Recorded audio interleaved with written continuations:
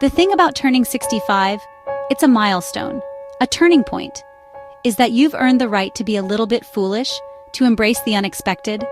After decades of being sensible, of playing by the rules, paying taxes, sending birthday cards, learning not to shrink sweaters, all those responsible adult things, you realize sensibility is, frankly, a bit of a bore. It can feel like a self-imposed prison. One day you wake up, maybe with a crick in your neck, and start questioning all the things you were told you shouldn't do after a certain age. The shoulds and shouldn'ts start to blur. Wear a bikini? Why not? Embrace the sun and the sand. Dye your hair purple? If it makes you happy, absolutely.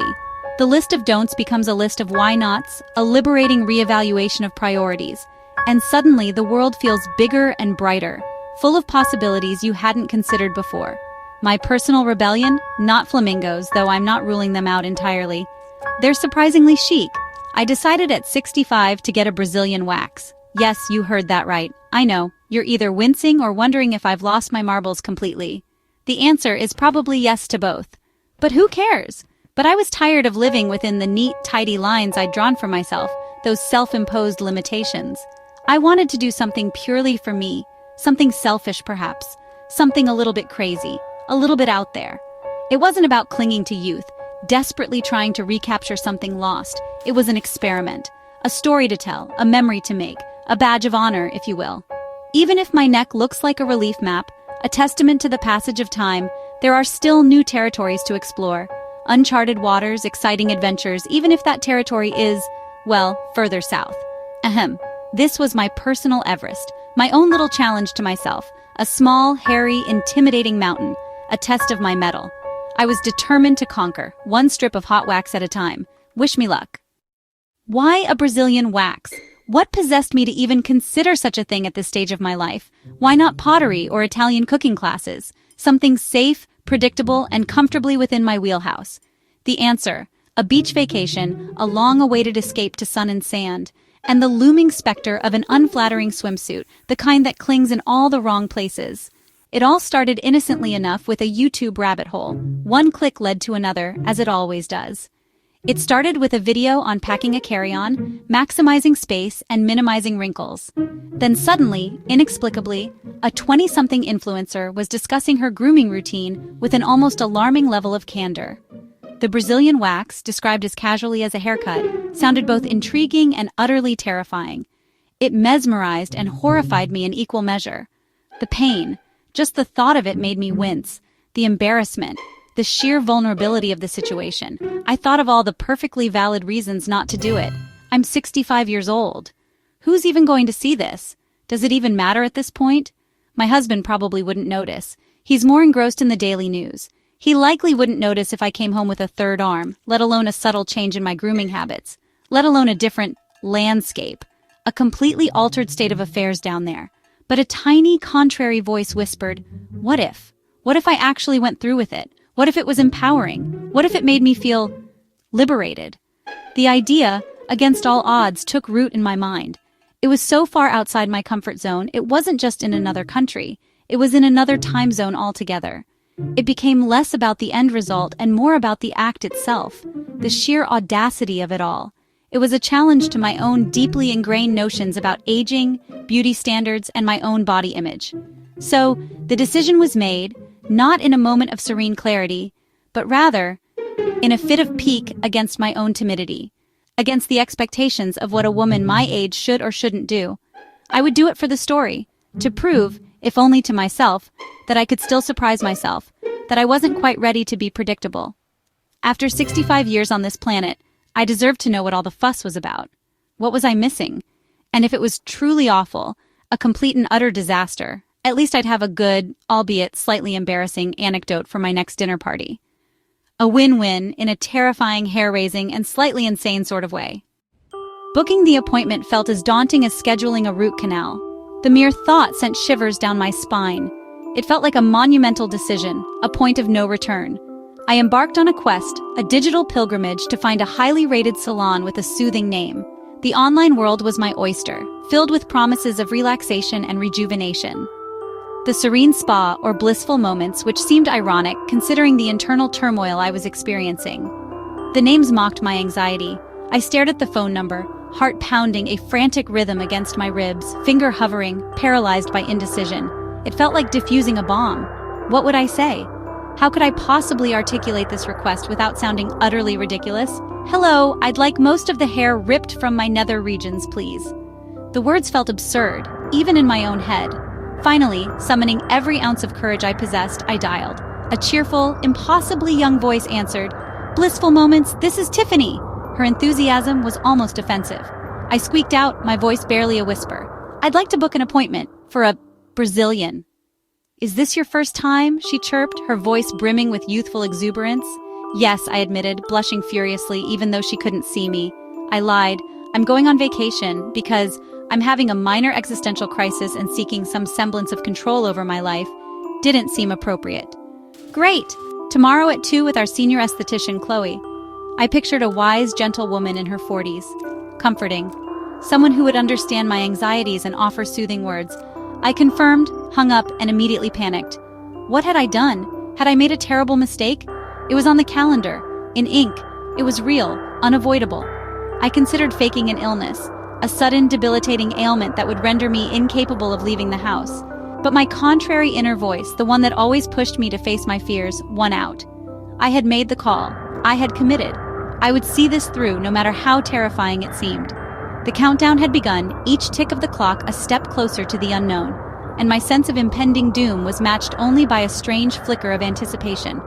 There was no turning back. The die was cast. I arrived at Blissful Moments 15 minutes early, a sign of sheer terror. The salon was millennial pink, humming with soft ambient music and the scent of lavender and eucalyptus. Young women with dewy skin lounged on velvet chairs, scrolling their phones, waiting for their turn. I felt like an anthropologist among a lost tribe. At the desk, another Tiffany greeted me, handed me a clipboard. The questions felt like an indictment. Medications? Yes, for blood pressure, currently skyrocketing. Chloe, the senior esthetician, was maybe 28. Her seniority was in Brazilians performed, not years lived. She was kind, with a warm smile that almost put me at ease.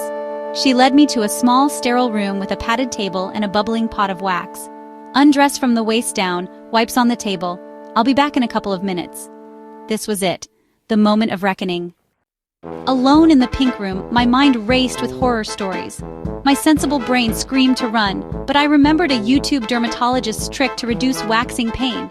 The science: your brain can only process so many sensations at once. If you create a strong non-painful sensation next to the area about to be waxed, you can confuse the nerve signals. The pain gets downgraded, like trying to listen to two conversations at once.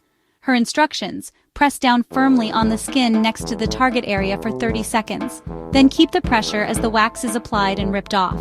The steady signal from your hand acts as a gatekeeper, blocking the full intensity of pain. It sounded too good to be true, but the dermatologist had diagrams. So, as Chloe knocked and re-entered, I took a deep breath. I was armed with a secret weapon. A 30-second, nerve-confusing hack. I was ready to put it to the test. Chloe was a pro-efficient, calm, and reassuring. "We'll start with the sides. Just try to relax." Relax. Easier said than done when you're half naked under a bright light? My heart pounded, but I remembered my mission. As Chloe dipped her stick into the wax, I pressed my hand firmly next to the target zone. She gave me a curious look but said nothing. She applied the wax, laid the strip, and said, "Deep breath in." I braced for agony, kept the pressure on, and she pulled. It wasn't that bad. A sharp, quick sting, but not the 5-alarm fire I'd feared. The pressure from my hand seemed to work, muting the pain. I let out a surprised breath. "You're doing great," Chloe said. For the next 20 minutes, we fell into a rhythm prep press wax rip. Each time, I was braced for the worst, and each time it was manageable. The 30-second trick had turned an ordeal into a merely uncomfortable procedure.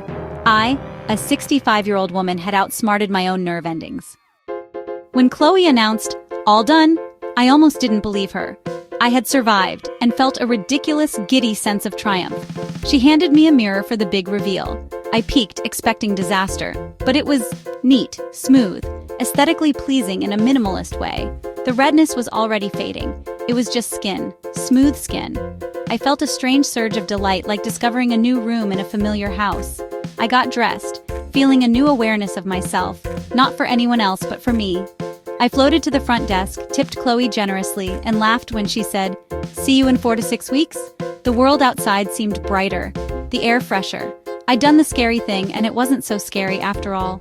All day, I walked around with my little secret, smooth as a dolphin beneath my sensible trousers. It was my own private victory, a reminder my body could still surprise me. A tiny act of rebellion that left me feeling wonderfully, smoothly confident.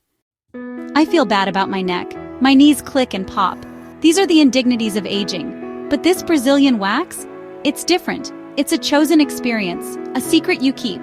No one knows unless you tell them. It's self-care that's utterly private. It's not about presenting a version of yourself to the world. It's about how you feel alone. In a world telling older women to fade into the background, doing something just for you feels radical. It's about claiming ownership of your body, every last part, and deciding what makes you feel good. It's not about pleasing anyone else. It's about curiosity and adventure. My neck is still a mess. My knees still sound like Rice Krispies. But now, I have this smooth, secret, slightly ridiculous accomplishment. It's a way of saying, you can have my collagen, but not my sense of adventure. So what's the moral of this hairy tale? Never be afraid to be a little foolish. Don't let age or fear talk you out of trying something new. Comfort is overrated. The best stories happen just outside your comfort zone. I'm not telling every 65-year-old to get a Brazilian wax. The point is to find your own version of it, the thing that scares and excites you. Maybe it's a solo trip, a dance class, or just wearing bright lipstick to the grocery store. It doesn't have to be big. It just has to be for you. We spend so much of life accumulating responsibilities. If we're lucky, we get to shed them. This is the freedom of 65, caring less about what others think, more about what brings you joy. So be foolish. Be brave. Try the thing you think you're too old for. You might be surprised. You might find a hack that changes everything. Or you might just end up with a great story to tell. Life is too short for sensible shoes and boring stories. Go find your own private, ridiculous, wonderful victory. You've earned it.